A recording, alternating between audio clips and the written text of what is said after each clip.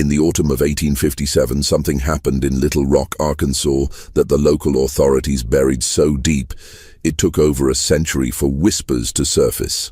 On Thanksgiving night, in what was once the grandest plantation house in Pulaski County, a slave named Samson supposedly killed his master with his bare hands, snapping Colonel Jeremiah Rutledge's neck like a dry twig.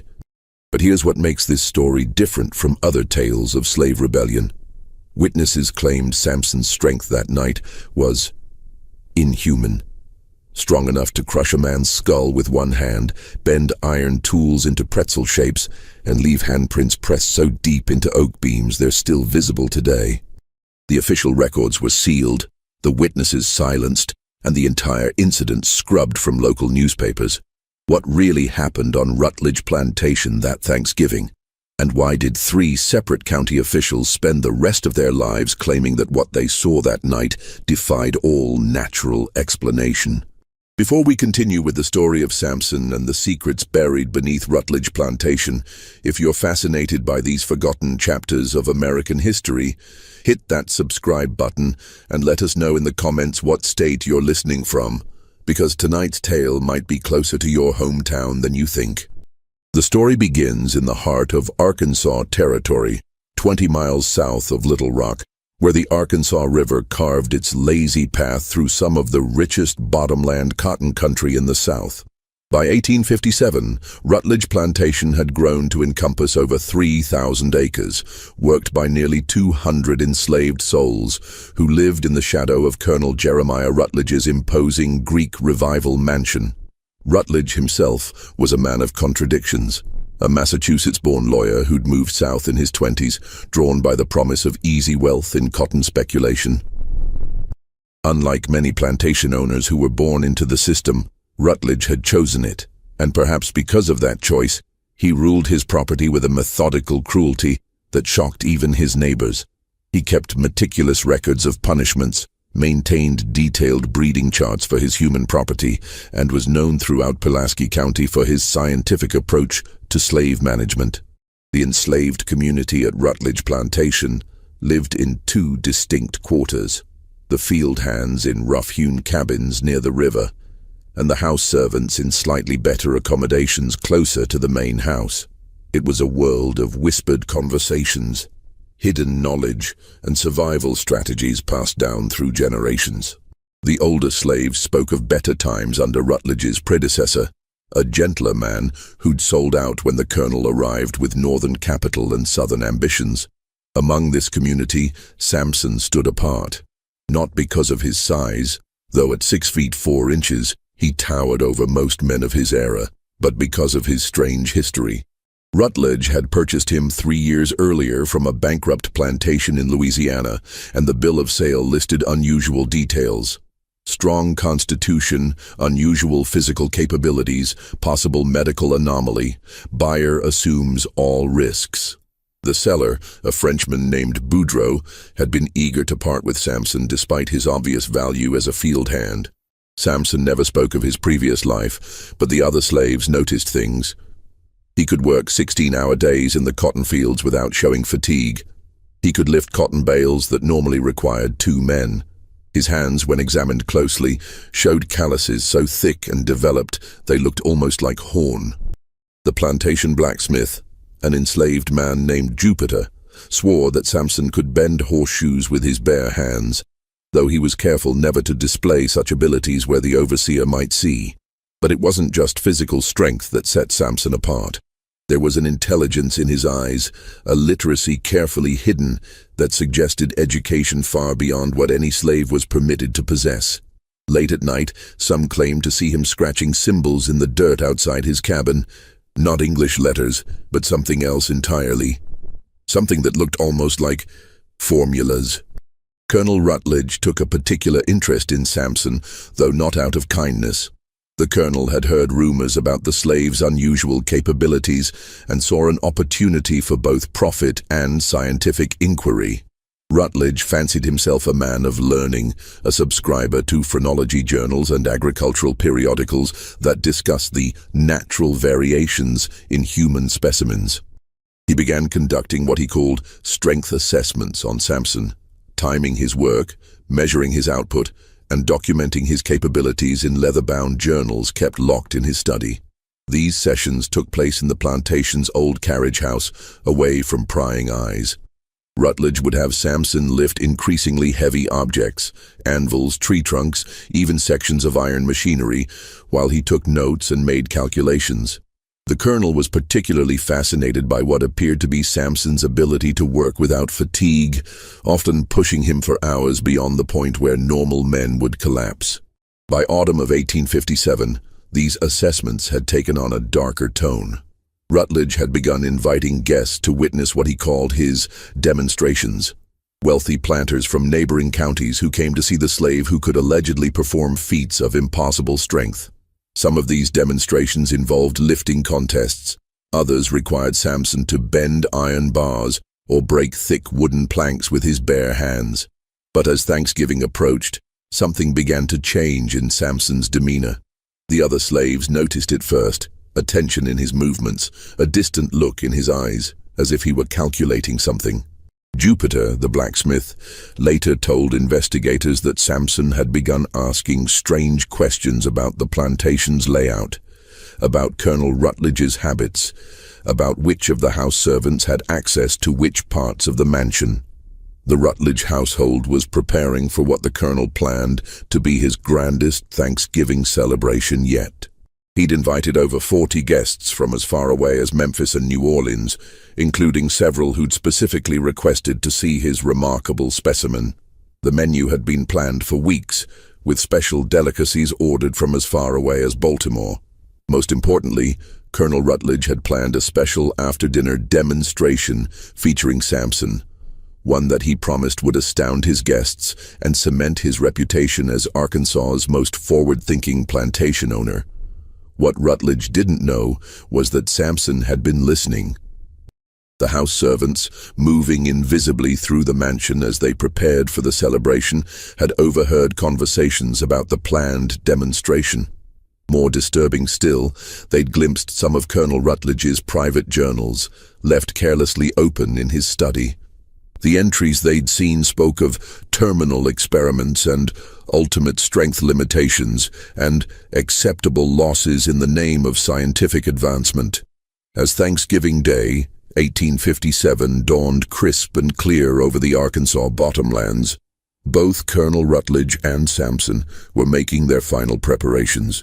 Neither man knew that before the night was over, one of them would be dead, and the other would vanish into the Arkansas wilderness, leaving behind only questions that would haunt Pulaski County for generations to come. November 26, 1857, began like any other Thanksgiving at Rutledge Plantation. But the undercurrents of tension were impossible to ignore for those who knew where to look. By dawn, the mansion's kitchen was alive with frantic preparation as house slaves worked under the watchful eye of Molly Crittenden, the head cook, preparing a feast that would seat 50 guests in the plantation's grand dining room. Samson had been assigned to help prepare the grounds, setting up additional seating on the mansion's wraparound veranda and ensuring the oil lamps were properly filled and positioned for the evening's entertainment. But those who worked alongside him noticed something different, an economy of movement, as if he were conserving his strength for something specific. His usual willingness to take on the heaviest tasks had been replaced by a careful calculation of effort that seemed almost strategic. Colonel Rutledge spent the morning in his study, reviewing his notes and preparing for what he'd privately dubbed the grand demonstration. His journals from that day, discovered decades later during the mansion's demolition, revealed his excitement about showing his guests what he believed would be the ultimate proof of his theories about human physical limitations. The final entry, written in his careful script that morning, read, "Today I shall push the specimen beyond all previous thresholds. Science demands nothing less than complete understanding." The guests began arriving around noon, their carriages creating a steady stream along the plantation's oak-lined drive. Among them were some of the most prominent names in Arkansas society. Judge Cornelius Dillingham from Little Rock, plantation owner Samuel Vaughn from Helena, and Dr. Nathaniel Pemberton, a physician from Memphis who'd gained notoriety for his writings on racial physiognomy. But the guest who drew the most attention was Professor Emanuel Voss, a German immigrant who claimed expertise in what he called physical anthropology, and who'd traveled from as far as St. Louis to witness Rutledge's famous slave. As the afternoon progressed and the guests enjoyed their pre-dinner drinks on the veranda, Samson continued his preparations with the methodical precision of a man following a carefully rehearsed plan. Jupiter, the blacksmith, later told investigators that when he'd tried to engage Samson in conversation around 3 o'clock, the larger man had looked at him with eyes that seemed to see right through him, as if his mind were somewhere else entirely. The dinner itself proceeded without incident. The guests feasted on roasted turkey, sugar-cured ham, cornbread stuffing, and an array of seasonal vegetables, all prepared by skilled hands who moved invisibly between kitchen and dining room. The conversation flowed as freely as the wine, with discussions of cotton prices, territorial politics, and the growing tensions between North and South that would explode into war just 4 years later. But as the evening wound toward its climax, Colonel Rutledge stood to address his guests, his face flushed with wine and anticipation.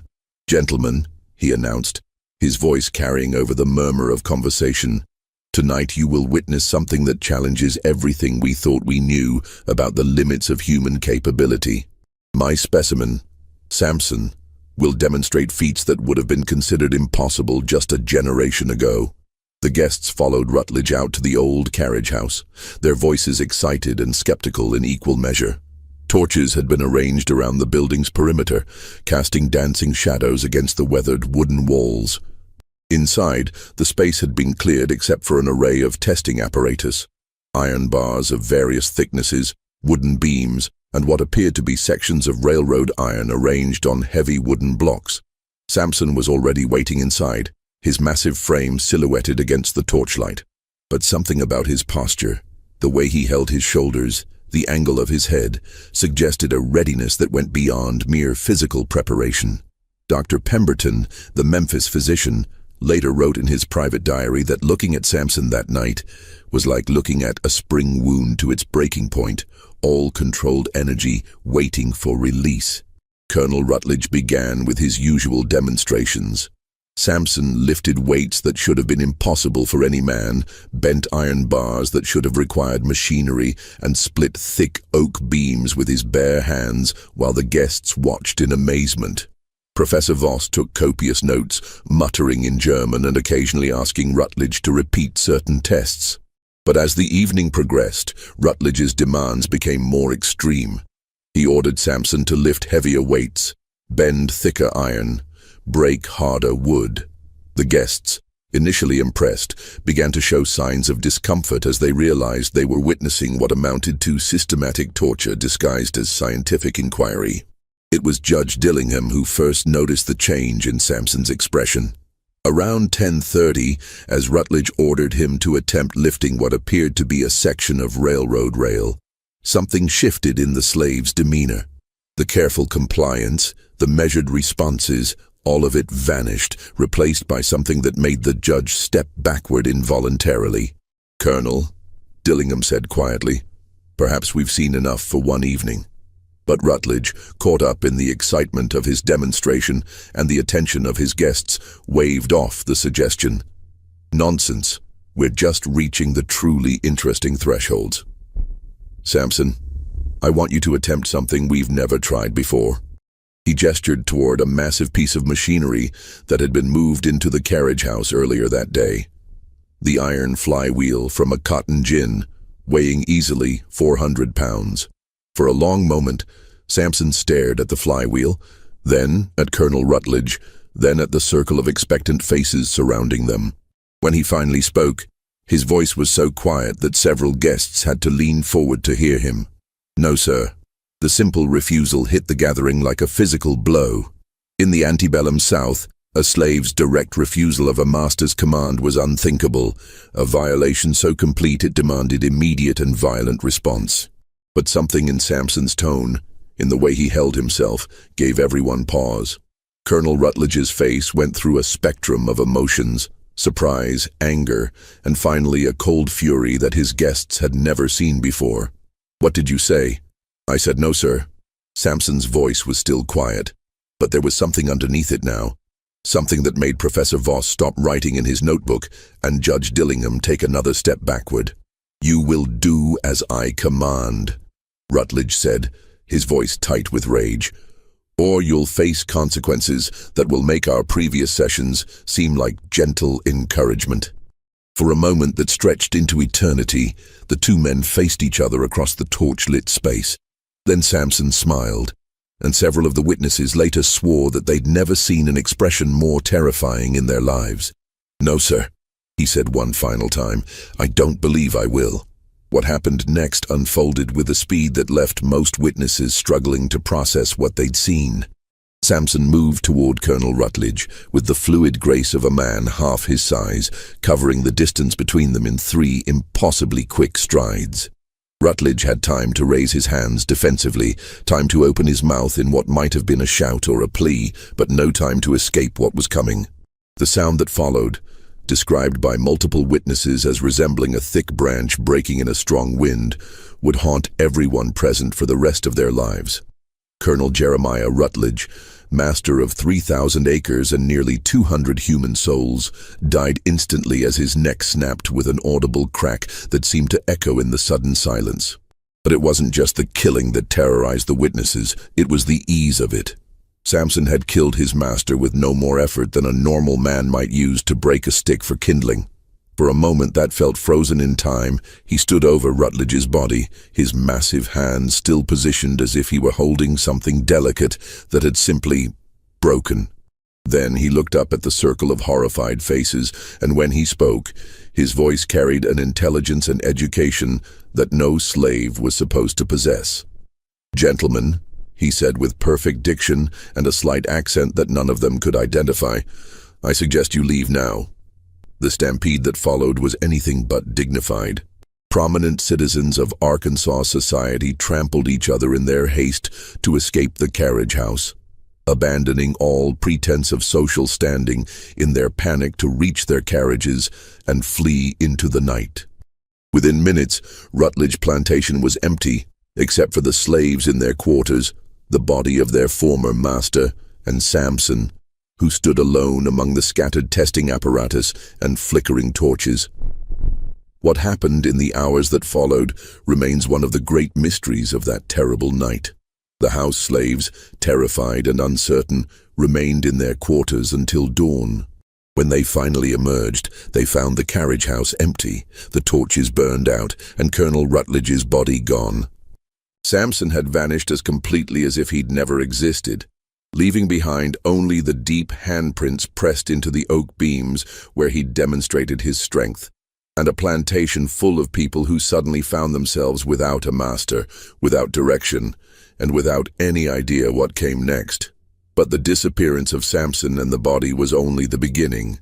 Within hours, riders were dispatched to Little Rock, telegrams were sent, and officials began arriving at the plantation. What they found launched an investigation that would consume the local authorities for months and leave questions that remain unanswered to this day. The immediate aftermath of that Thanksgiving night created chaos throughout Pulaski County. By dawn of November 27th, word had spread through the network of plantation owners, overseers, and county officials who formed the backbone of Arkansas society. The implications were staggering, not just because a slave had killed his master, but because of how completely Samson had vanished and how traumatized the witnesses had become. Judge Cornelius Dillingham, one of the most respected legal minds in the state, returned to Little Rock in a state that his clerk described as complete nervous prostration. Dr. Nathaniel Pemberton, the Memphis physician, checked himself into a private sanitarium and refused to speak about the events for over a year. Professor Voss simply disappeared, abandoning his hotel room and leaving behind only a trunk full of notes written in what appeared to be a mixture of German and some form of mathematical notation that no one could decipher. Sheriff Thomas Breckinridge arrived at Rutledge Plantation at first light. accompanied by a contingent of armed deputies and several volunteer militia members from Little Rock. What they expected to find was a crime scene. Evidence of violence, possibly an ongoing slave revolt, certainly some trace of where Samson might have fled. Instead, they discovered something far more unsettling. A plantation where life seemed to have simply stopped. The house slaves, when questioned, provided accounts that were maddeningly consistent and completely unhelpful. Yes, they had heard raised voices from the carriage house around 10:30. No, they had not investigated. Slaves learned early not to interfere in their master's business. Yes, they had seen lights moving around the plantation late into the night, but from their quarters, they couldn't determine who might have been carrying them or where they were going. Most frustrating of all, when pressed about Samson himself, the slaves seemed almost unable to provide useful descriptions. He was tall, they agreed. He was strong, certainly. But when asked about his personality, his habits, his relationships with other slaves, they became vague and evasive in ways that suggested either deliberate concealment or genuine confusion about who Samson had really been. Jupiter, the plantation blacksmith, proved to be the most forthcoming witness, though his testimony raised more questions than it answered. Under pressure from Sheriff Breckinridge, he admitted that Samson had possessed unusual strength, far beyond what any normal man should have been capable of. But when pressed for specifics, Jupiter's account became increasingly strange. He could work all day without getting tired, Jupiter testified, his hands twisting nervously in his lap. But it wasn't natural tired, you understand? It was like he was powered by something different than the rest of us. And sometimes, late at night, I'd see him doing things that didn't make sense. What kind of things? Sheriff Breckinridge pressed. He'd be working with numbers, scratching them in the dirt. But they weren't like any numbers I ever seen. And sometimes he'd be talking to himself, but not in English, in something else. Something that sounded... Jupiter hesitated, clearly struggling with how to describe what he'd observed. Something that sounded like he was giving orders, not just talking. Like he was used to being in charge of things. The physical evidence at the plantation was equally baffling. The carriage house showed clear signs of the previous night's activities. Scattered weights, bent iron bars, broken wooden beams. But there was no blood. Despite the violent nature of Colonel Rutledge's death, there were no clear footprints leading away from the building, despite the soft earth that should have preserved tracks. Most mysteriously, there was no body. Sheriff Breckinridge organized search parties that combed the Arkansas bottomlands for miles in every direction. They dragged ponds, searched abandoned buildings, followed every creek and river in a 20-mile radius. But Samson seemed to have vanished as completely as morning mist, leaving behind no trace of his passage. The investigation took on an increasingly desperate quality as days turned into weeks. Governor Elias Conway, under pressure from prominent plantation owners throughout the state, authorized a reward of $500 for information leading to Samson's capture. An enormous sum that drew bounty hunters from as far away as New Orleans and Memphis. Wanted posters appeared throughout the Arkansas Territory and neighboring states, featuring a description so generic it could have applied to dozens of men. Large Negro male, approximately 6 feet 4 inches tall, unusually strong build, answers to the name Samson, extremely dangerous, approach with caution. But as the weeks passed, a more troubling pattern began to emerge. Several of the bounty hunters who'd taken up the search reported strange encounters in the Arkansas wilderness, glimpses of an impossibly tall figure moving through the forests at night, campsites that appeared to have been occupied by someone of enormous strength, trees that had been uprooted or bent in ways that suggested superhuman force. More disturbing still were the reports that began filtering in from other parts of the state.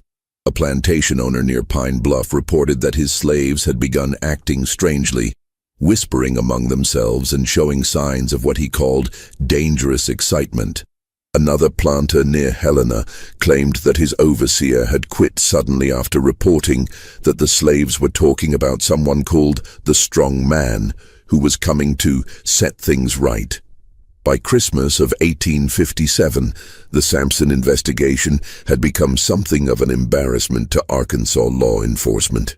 Despite the massive manhunt, the substantial reward, and the involvement of federal marshals, they were no closer to finding their fugitive than they had been on Thanksgiving night.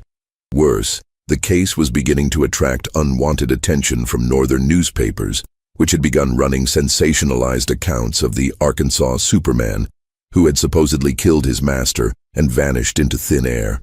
It was during this period that the first attempts at official cover-up began to emerge. Governor Conway, concerned about the impact on Arkansas's reputation and the potential for the case to inflame tensions between North and South, quietly ordered all official records of the investigation sealed. The reward was withdrawn, the wanted posters removed, and newspapers were discouraged from running further stories about the case. But the most significant development came from an unexpected source: Colonel Rutledge's personal papers. When his estate was finally settled in early 1858, his executors discovered something that had been overlooked during the initial investigation. Hidden in a false bottom of the colonel's desk was a collection of documents that suggested his interest in Samson had gone far beyond simple scientific curiosity. Among these papers was correspondence with several northern universities, including detailed discussions about human experimentation and physical enhancement studies. There were receipts for chemical compounds ordered from laboratories in Boston and New York, substances with names that meant nothing to local investigators but suggested medical or scientific applications. Most intriguingly, there was a bill of lading from a shipping company in New Orleans, dated just 2 weeks before Samson's arrival at the plantation, for what was described as specialized pharmaceutical equipment and associated materials. The final document in this hidden collection was perhaps the most disturbing: a contract with a company called Meridian Research Associates, based in Boston, for what was described as ongoing physiological assessment and enhancement protocols. The contract was signed by both Colonel Rutledge and someone identified only as Subject S, in handwriting that several of the house slaves identified as belonging to Samson himself. These discoveries raised questions that no one in Arkansas was prepared to answer. Had Samson been part of some sort of medical experiment? Had Colonel Rutledge been working with northern interests to develop new forms of human enhancement? And if so, what did that mean for understanding the events of Thanksgiving night, 1857? The official response to these revelations was swift and decisive. The documents were classified as sensitive estate materials, sealed by court order, and transferred to federal custody. The executors were sworn to secrecy. The house slaves who had identified Samson's handwriting were quietly sold to plantations in distant states, and all mention of Meridian Research Associates was scrubbed from official records. But rumors persisted, spreading through the underground networks that connected slave communities throughout the South. Stories of the strong man who had broken his chains and disappeared into legend. Tales of government experiments and northern conspiracies. Whispers about other plantations where similar specimens might be undergoing similar treatments, and what might happen if they, too, decided they'd had enough. As 1858 dawned over Arkansas, the Samson case officially no longer existed. But in slave quarters throughout the South, in the private correspondence of worried plantation owners, and in the locked files of federal offices in Washington, the questions raised by one Thanksgiving night continued to multiply. And somewhere in the vast wilderness of the Arkansas Territory, those who claimed to have seen him insisted that Samson was still out there, growing stronger, biding his time, and possibly planning something that would make his actions at Rutledge Plantation seem like just the beginning. Spring of 1858 brought new developments that would deepen the mystery surrounding Samson's disappearance and raise questions about the true nature of what had occurred at Rutledge Plantation. The first indication that the case was far from closed came from an unexpected source: the Pinkerton Detective Agency, which had been quietly hired by parties unknown to conduct their own investigation into the events of Thanksgiving night. Alan Pinkerton himself arrived in Little Rock in March, accompanied by two of his most experienced operatives.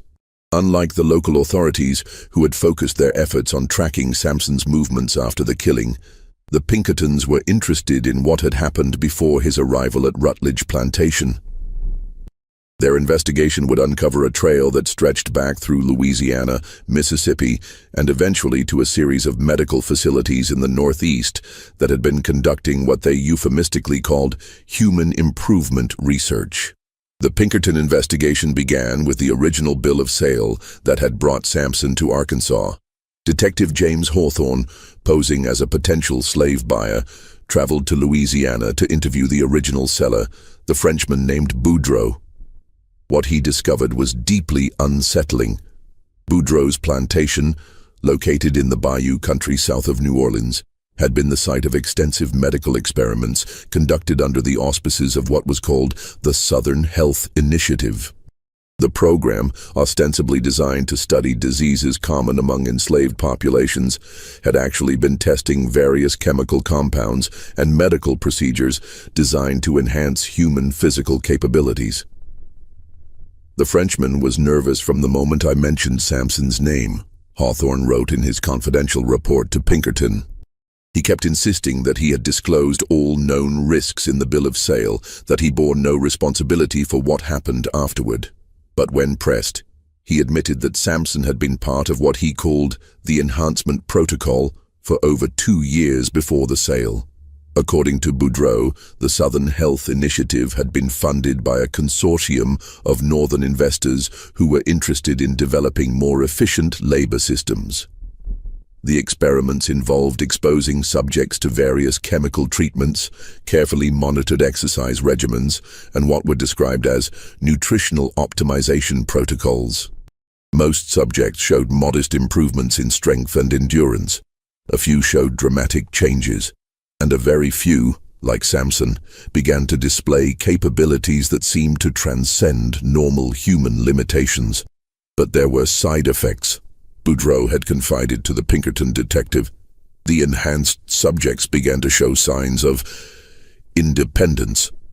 They became harder to control, more questioning of authority, and some of them began to display intellectual capabilities that were most disturbing. Samson was among the worst, or the best, depending on your perspective. He learned to read and write within months, began to understand complex mathematical concepts, started asking questions about the nature of the treatments he was receiving. The Louisiana experiments had been shut down abruptly in 1854 when several enhanced subjects had escaped during a revolt that left 3 overseers dead. Most of the escapees had been recaptured and quietly disposed of, but a few, including Samson, had been sold to distant plantations with carefully worded disclaimers about their unusual characteristics. This revelation led the Pinkertons to investigate the northern connections to the Southern Health Initiative.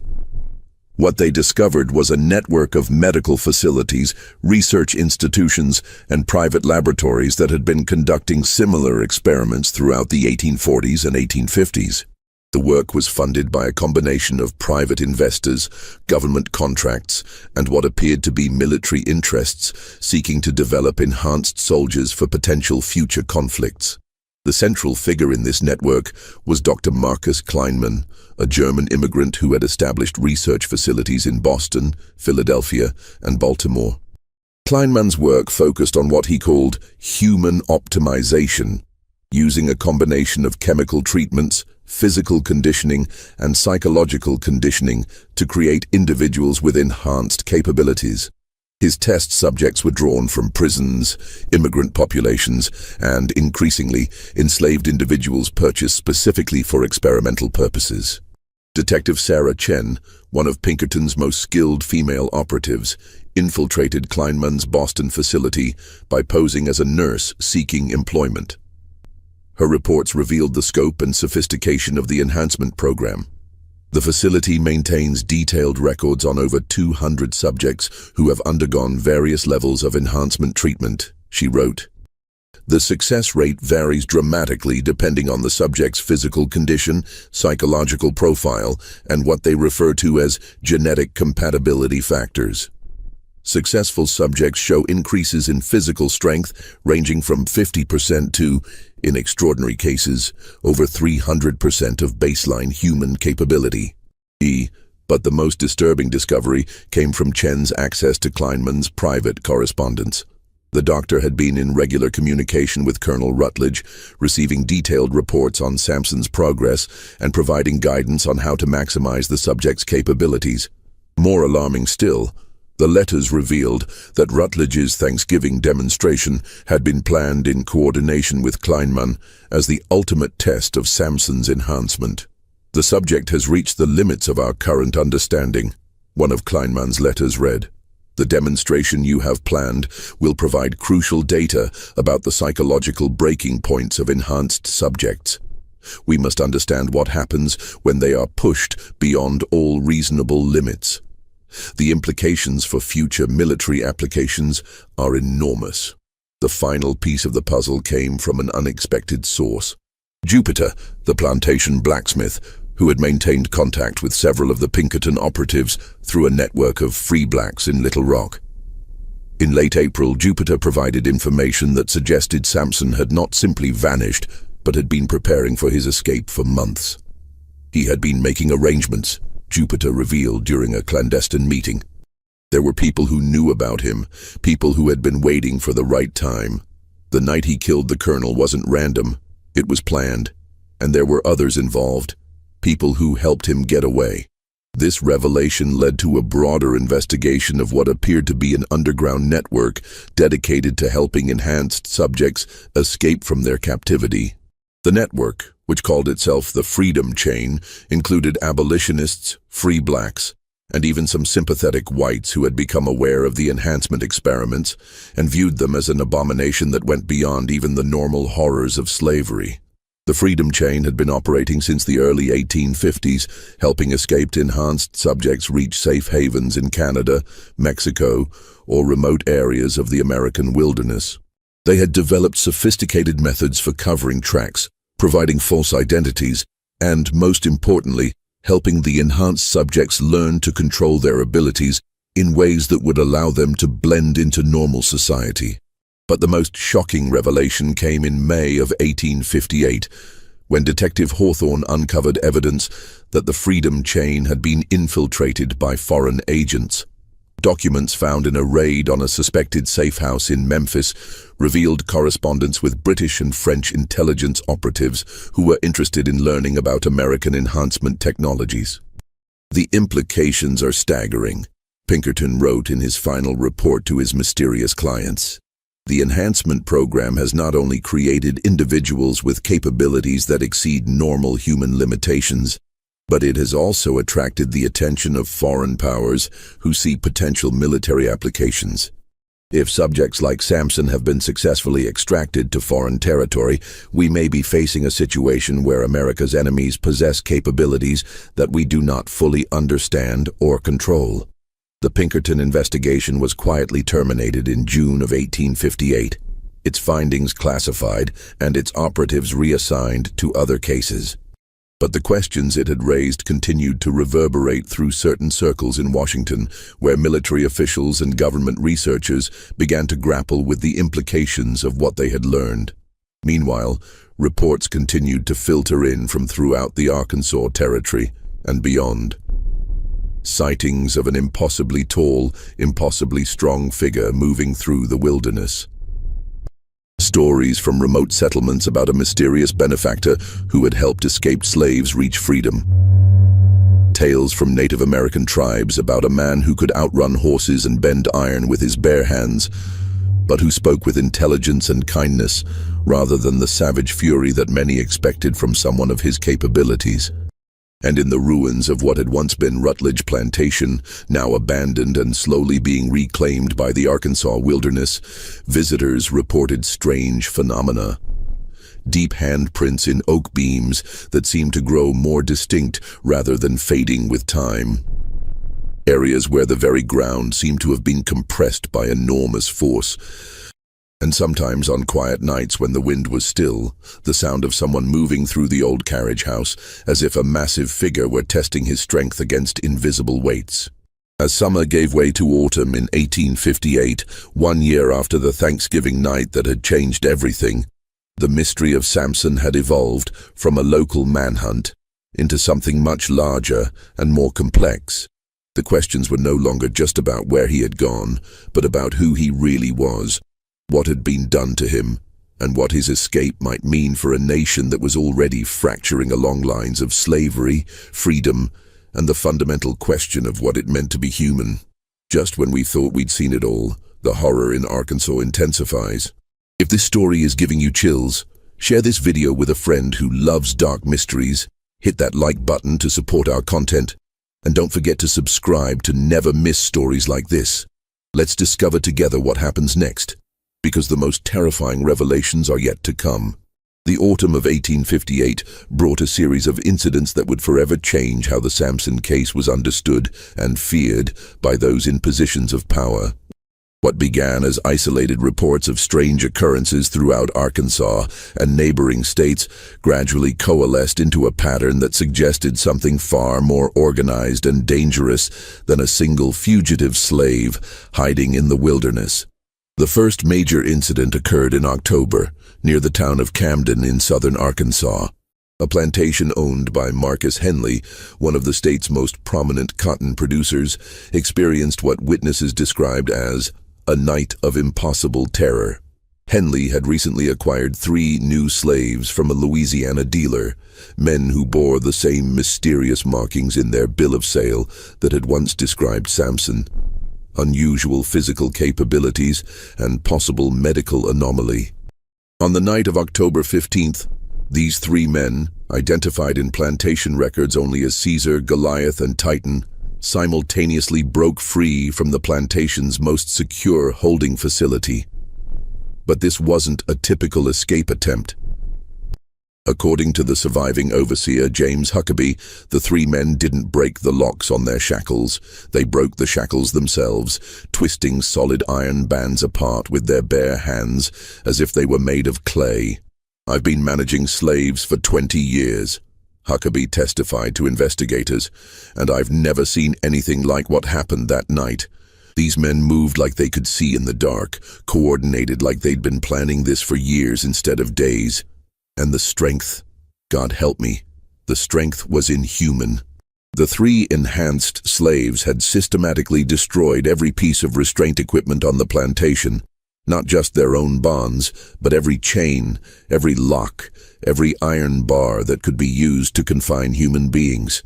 They had accomplished this destruction in complete silence, without waking the house slaves or alerting the guards until they were ready to leave.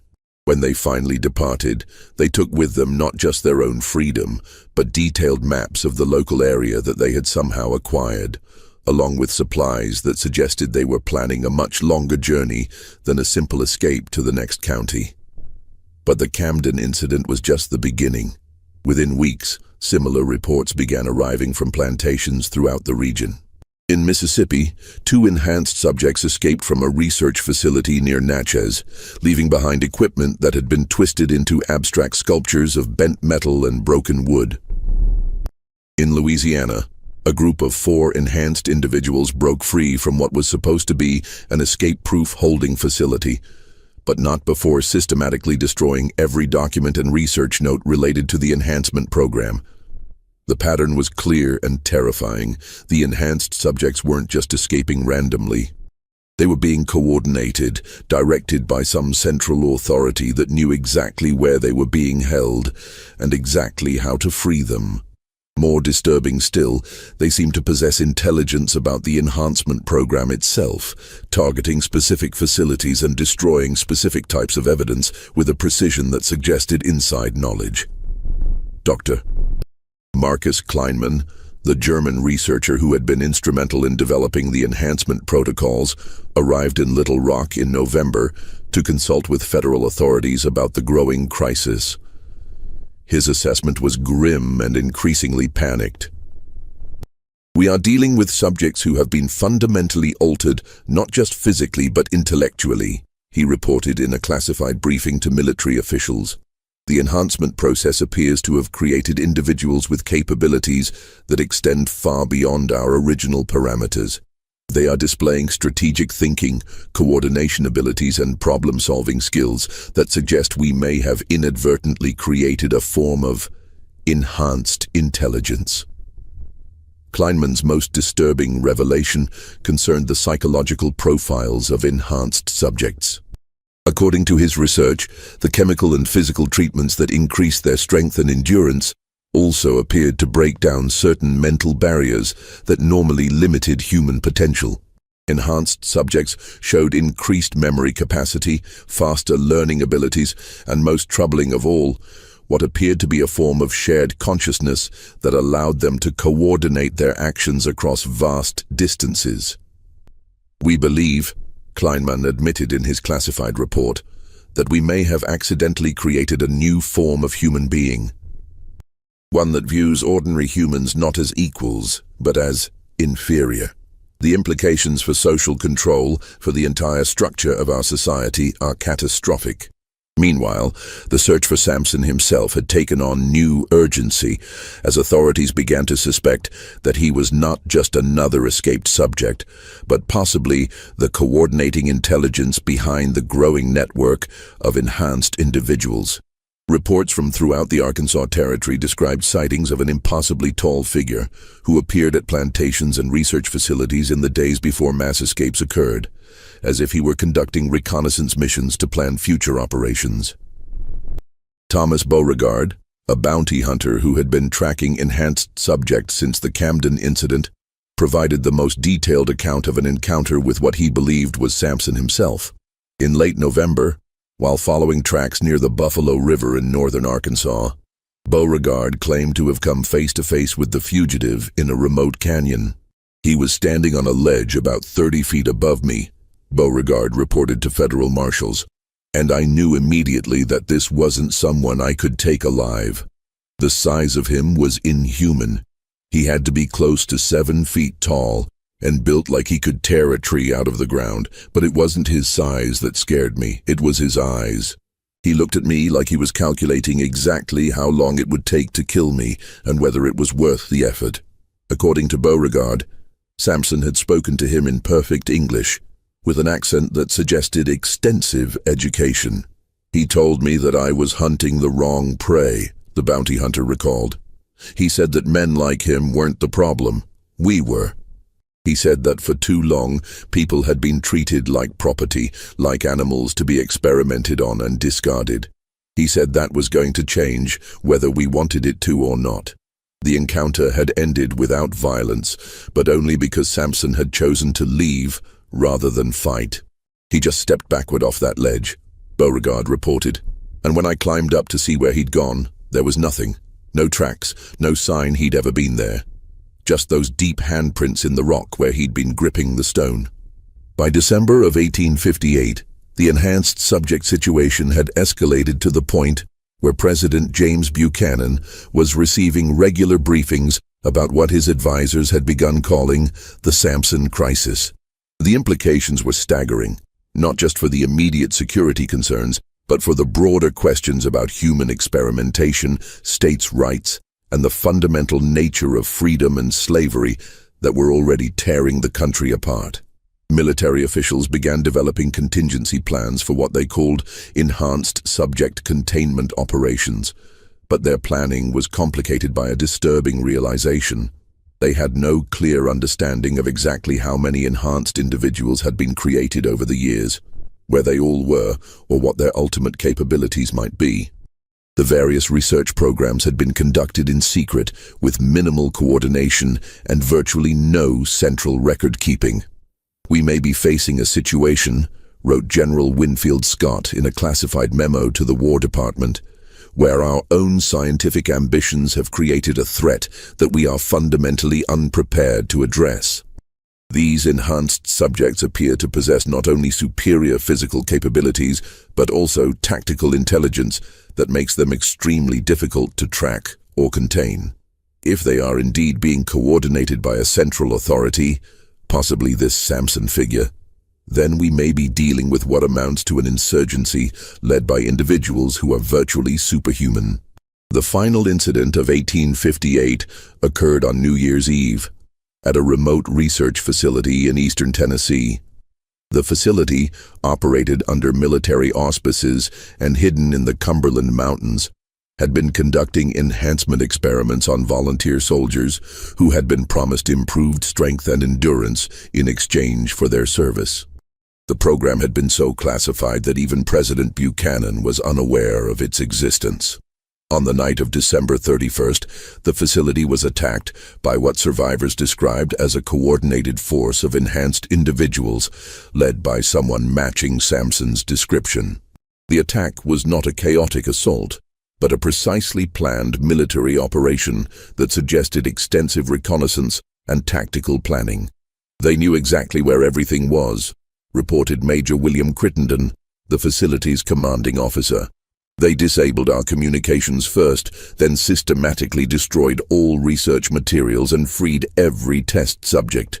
The entire operation took less than 2 hours, and they accomplished it without killing a single person, though they made it very clear that they could have eliminated all of us if they had chosen to do so." The most disturbing aspect of the Tennessee raid was the message left behind. Carved into the facility's main laboratory wall, in letters 2 inches deep, was a declaration that would haunt government officials for years to come. "The chains are broken. The strong shall no longer serve the weak. A new age begins." The message was signed with a single symbol, a representation of broken shackles that investigators would later discover had appeared at every site where enhanced subjects had escaped or been freed. It was becoming clear that what had begun as isolated incidents of individual escapes had evolved into something much more organized and dangerous. A coordinated uprising led by individuals whose capabilities exceeded anything in previous human experience. As 1859 dawned over a nation already fracturing along lines of slavery and freedom, the Samson crisis represented a new and unprecedented threat to the established order. The enhanced subjects weren't just seeking their own freedom. They appeared to be working toward the systematic destruction of the entire system of human bondage and experimentation that had created them. And somewhere in the vast wilderness of the American frontier, Samson and his growing army of enhanced followers were planning their next move in what was beginning to look less like a series of escapes and more like the opening phases of a war that would challenge everything Americans thought they knew about human nature, human rights, and the price of treating people as property to be bought as old and modified at will. The confrontation that would finally reveal the full scope of the Samson conspiracy came in the spring of 1859, in a location that no one could have anticipated, the nation's capital itself. What began as a routine investigation into government contracting irregularities would explode into a crisis that reached the highest levels of the federal government and threatened to expose secrets that powerful men had killed to protect. The investigation began when Congressman Joshua Giddings of Ohio, a longtime opponent of slavery, received an anonymous package containing documents that detailed the full extent of the enhancement program. The materials, hundreds of pages of correspondence, financial records, medical reports, and research notes, revealed a network of human experimentation that stretched from the bayous of Louisiana to the laboratories of Boston, all funded through a complex web of government contracts, private investments, and military appropriations. But the most explosive revelation in the documents was a roster of enhanced subjects that had been created over nearly a decade of experimentation. The list contained over 300 names, along with their locations, their enhancement levels, and, most disturbingly, their current status: captured, escaped, or terminated. At the top of the list, marked with special notations indicating both the highest enhancement level and active resistance leader status, was the name that had become synonymous with the entire crisis: Samson. Congressman Giddings, recognizing the enormity of what he had received, immediately demanded congressional hearings into what he called the systematic enslavement and torture of human beings in the name of scientific advancement. His demands were met with fierce resistance from Southern representatives, who argued that any such investigation would violate states' rights and interfere with legitimate agricultural research. But Giddings had allies among Northern representatives who were equally appalled by the revelations, and by April of 1859, a select committee had been formed to investigate the enhancement program. The committee's first public hearing, held on April 21st in the Capitol building, drew enormous crowds and unprecedented media attention. Dr. Marcus Kleinman, subpoenaed to testify about his role in the program, provided testimony that shocked even the most prepared observers. The enhancement protocol was originally conceived as a humanitarian effort, Kleinman testified, his German accent thick with emotion. We believed that by increasing the physical capabilities of enslaved individuals, we could reduce their suffering by making their labor more efficient and less physically demanding. We never intended to create what we ultimately produced. Under aggressive questioning from committee members, Kleinman revealed the true scope of the program's evolution. What had begun as attempts to improve physical health and endurance had gradually expanded into full-scale human modification experiments. Enhanced subjects were exposed to increasingly aggressive treatments, pushed to physical and mental limits that no ethical researcher should have contemplated, and ultimately developed capabilities that transcended normal human experience. The subject designated as Samson, Kleinman admitted, represented our most successful and most dangerous outcome. His physical capabilities were approximately 400% of baseline human norms. His intellectual development exceeded our most optimistic projections, and his psychological profile indicated a level of independence and leadership potential that made him fundamentally unsuitable for continued bondage. But the most damaging testimony came from Dr. Kleinman's admission that the program had been expanded beyond enslaved subjects to include prisoners, immigrants, and eventually volunteer soldiers who had not been fully informed about the risks they were accepting. The enhancement program, originally justified as research on an already oppressed population, had metastasized into a broader system of human experimentation that violated every principle of medical ethics and individual rights. The committee's second day of hearings focused on the military and intelligence applications of the enhancement program. General Winfield Scott, testifying in closed session, revealed that the War Department had been funding enhancement research since 1852, with the goal of creating soldiers who could operate in extreme conditions and perform tasks that were beyond normal human capabilities. The enhanced subjects showed promise for special operations, reconnaissance missions, and combat situations where superior physical capabilities would provide decisive advantages, Scott testified.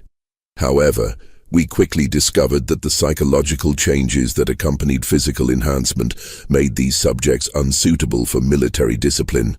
They became increasingly resistant to authority, increasingly likely to make independent decisions, and increasingly sympathetic to causes that conflicted with military objectives. Scott's testimony revealed that the military had attempted to create their own enhanced subjects using volunteer soldiers, but the results had been catastrophic. Enhanced soldiers had deserted at unprecedented rates, often taking classified information with them. Several had been court-martialed for refusing orders, and at least 2 had been executed for what amounted to mutiny. The military enhancement program had been quietly terminated in 1857, but not before creating dozens of enhanced individuals whose current whereabouts were unknown. The congressional hearings reached their climax on April 25th, when the committee announced that they had received communication from Samson himself. The message, delivered through intermediaries whose identities were kept secret, was a formal statement that would be read into the congressional record and reported in newspapers throughout the nation. To the representatives of the American people, The statement began, "I write to you not as a former slave, not as an escaped fugitive, but as a free man who has broken the chains that bound not just my body, but my mind and spirit as well. For too long, men like me have been treated as property to be bought and sold, as animals to be bred and modified, as subjects for experiments that no decent society should permit." The statement continued with a detailed account of Samson's experiences in the enhancement program, from his initial capture and sale to his gradual understanding of what was being done to him and others like him. But the most powerful section addressed the broader implications of what the enhanced subjects had discovered about American society. Through the enhancement process, we have gained not just physical strength, but clarity of vision about the true nature of this nation's institutions. We have seen how easily men can be reduced to property when it serves economic interests. We have experienced how readily scientific advancement is used to justify the most degrading forms of human bondage. We have learned that the principles of freedom and equality that this nation claims to uphold are applied selectively, based on calculations of power and profit rather than any consistent moral framework. The statement concluded with a declaration that sent shockwaves through the Capitol. "We, the enhanced subjects who have broken free from our bondage, do not seek revenge against those who created us. We seek justice. We demand the immediate termination of all human enhancement programs. We demand the freedom of all subjects currently held in research facilities. And we demand recognition of our status as free human beings with rights equal to any other Americans. If these demands are not met, we will take whatever actions are necessary to secure our freedom and the freedom of others like us."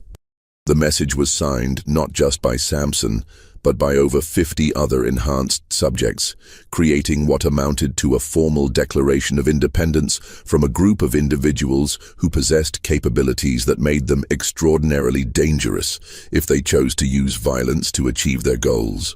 The immediate response from Southern representatives was predictable: demands that the enhanced subjects be hunted down and captured regardless of the cost.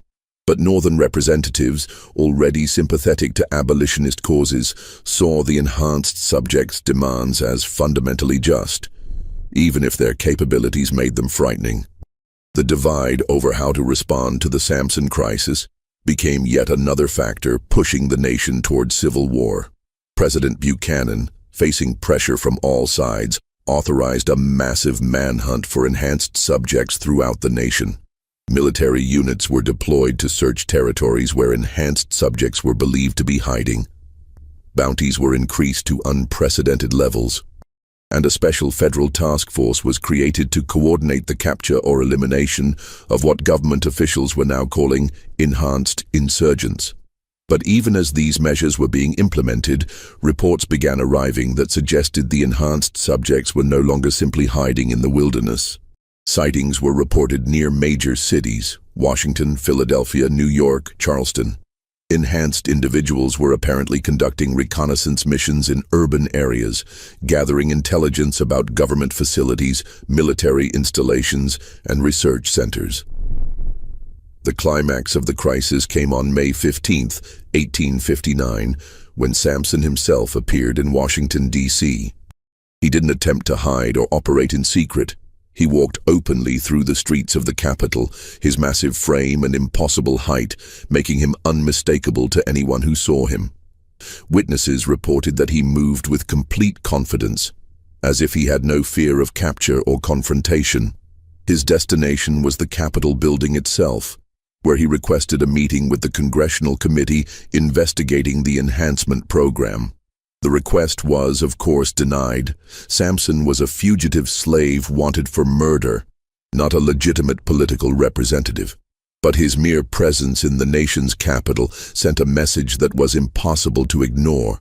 The enhanced subjects were no longer running and hiding. They were ready to confront their creators directly. Samson's brief appearance in Washington ended without violence, but not without consequence. Before leaving the Capitol, he left behind one final message carved into the marble steps of the Capitol building itself. The message was brief but devastating in its implications. The experiment is over. The specimens have become the scientists. By evening, Samson had vanished as completely as he had appeared, leaving behind only the deep gouges in marble that demonstrated his superhuman strength and the unmistakable message that the enhanced subjects were no longer content to be victims of other men's ambitions. They had become active agents in their own destiny, and they possessed the capabilities to challenge anyone who stood in their way. The Samson crisis had reached its ultimate expression, a direct confrontation between the enhanced subjects and the government that had created them. What happened next would determine not just the fate of Samson and his followers, but the future of human experimentation, individual rights, and the fundamental question of what it meant to be human in a nation that was already struggling to define the meaning of freedom. The resolution of the Samson crisis came not through violence or dramatic confrontation, but through a series of secret negotiations that would reshape American policy on human experimentation and set precedents that would influence government research for generations to come. The negotiations, conducted through intermediaries and kept hidden from public scrutiny, began in June of 1859 and continued throughout the summer, even as the nation moved inexorably towards civil war. The breakthrough came when President Buchanan, recognizing that a military solution to the enhanced subject problem would likely result in enormous casualties and unwanted publicity, authorized Secretary of War John Floyd to enter into direct communication with Samson and his representatives. The negotiations were conducted through a complex network of intermediaries, including abolitionist leaders who had been secretly supporting the enhanced subjects and federal officials who recognized that the crisis could not be resolved through force alone. Samson's demands, as presented through these intermediaries, were surprisingly sophisticated and legally grounded. Rather than seeking revenge against those who had created and exploited the enhanced subjects, he proposed a comprehensive solution that would address the immediate crisis while establishing principles that would prevent similar situations in the future. The core elements of what became known as the Washington Compact, though no public record of its existence was ever officially acknowledged, included the immediate cessation of all human enhancement research conducted under federal auspices, the destruction of all research materials and subject records, and the provision of new identities and financial support for enhanced subjects who wished to integrate into normal society. Most importantly, the compact established what amounted to a separate territory in the remote regions of Alaska, then still Russian territory, where enhanced subjects who preferred to live apart from normal society could establish their own communities.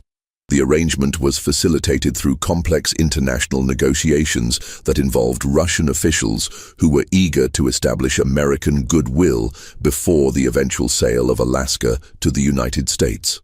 Dr. Marcus Kleinman, whose testimony before Congress had helped expose the full scope of the enhancement program, played a crucial role in the resolution. In exchange for immunity from prosecution, he provided detailed medical information that allowed government doctors to develop treatments for enhanced subjects who wished to reduce their capabilities and integrate into normal society. Not all enhanced individuals chose this option, but those who did were able to live relatively normal lives under carefully constructed new identities. The implementation of the Washington Compact required extraordinary secrecy and coordination. Enhanced subjects throughout the nation were contacted through the underground network that had been helping them evade capture and given choices about their future. Those who chose integration were provided with new identities, financial support, and medical treatment to reduce their enhanced capabilities to more manageable levels. Those who chose separation were transported through a series of carefully orchestrated movements to the designated territory in Alaska. Samson himself chose separation, but not before ensuring that all other enhanced subjects had been given genuine options for their future. His final communication with federal negotiators, delivered in August of 1859, demonstrated the intelligence and moral clarity that had made him such an effective leader of the enhanced subject resistance. I have no desire to live among people who view individuals like me as either property to be owned or weapons to be controlled, he wrote. But I also have no desire to see unnecessary suffering inflicted on either side of this conflict. The compact we have negotiated provides a path forward that respects the autonomy of all parties while preventing future tragedies. I hope that future generations will learn from the mistakes that created this situation and will treat all human beings with the dignity and respect that every person deserves. The public resolution of the Samson crisis was carefully managed to minimize its impact on national politics and public opinion. The congressional investigation was quietly concluded with a report that acknowledged irregularities in certain research programs but avoided specific details about the enhancement experiments. Dr. Kleinman and other key figures in the program were transferred to remote locations where they could continue medical research under strict supervision, but without access to human subjects. The enhanced subjects who chose integration were scattered throughout the northern states, where they lived quiet lives under assumed identities. Many became successful farmers, craftsmen, or small business owners, their enhanced capabilities providing advantages that they were careful not to display too obviously. A few became involved in the Underground Railroad, using their abilities to help other enslaved individuals escape to freedom. Those who chose separation established communities in Alaska that became legendary among the territory's indigenous populations for their strength, wisdom, and commitment to justice. These communities maintained contact with each other and with certain government officials, serving as both a reminder of the enhancement program's consequences and a resource that could be called upon in extreme circumstances.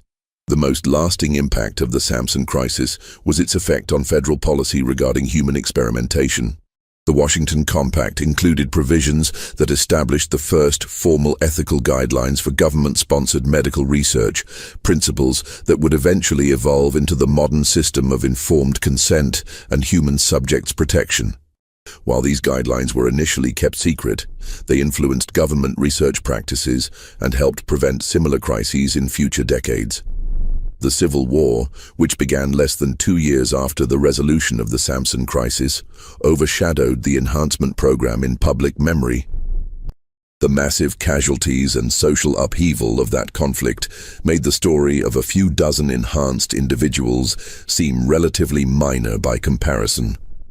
Official records of the program were classified and eventually forgotten, buried in archives that would not be opened for over a century.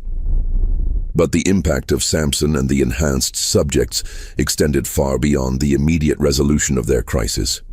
The communities they established in Alaska became centers of learning and technological innovation, developing advanced techniques in engineering, medicine, and agriculture that would eventually benefit the entire territory.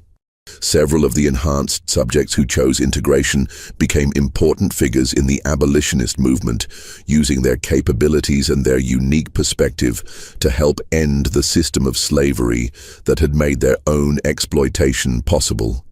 Most importantly, the Samson crisis demonstrated that human dignity and individual rights could triumph over even the most sophisticated systems of oppression and exploitation.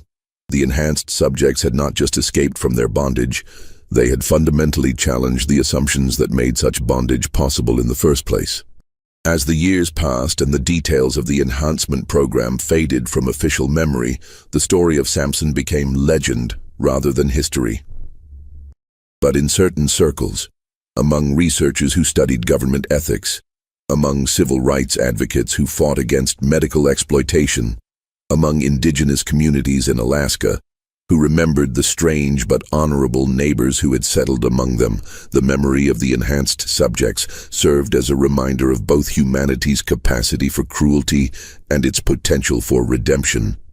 The handprints that Samson had left, pressed into the oak beams of the Rutledge Plantation carriage house, remained visible for decades after the building's abandonment. A physical reminder of the night when one man's refusal to accept degradation had sparked a crisis that changed American history. Visitors to the ruins often reported a sense of awe when they saw those marks. Not fear, but recognition of the extraordinary strength that had been required not just to break physical chains, but to challenge an entire system of human exploitation. This mystery shows us that the greatest horrors in human history often arise not from supernatural forces, but from the willingness of ordinary people to treat others as less than human when it serves their interests. But it also shows us that human dignity and the desire for freedom are forces more powerful than any enhancement, any system of oppression, or any attempt to reduce people to property. What do you think of this story? Do you believe everything was revealed?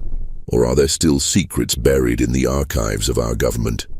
Leave your comment below and let us know what you think really happened to Samson and the other enhanced subjects.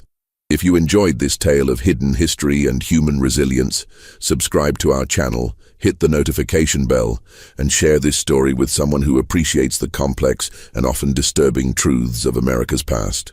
There are more forgotten chapters of our history waiting to be explored, and we'll be here to guide you through them. See you in the next video, where we'll uncover another mystery that the powerful would prefer to keep buried.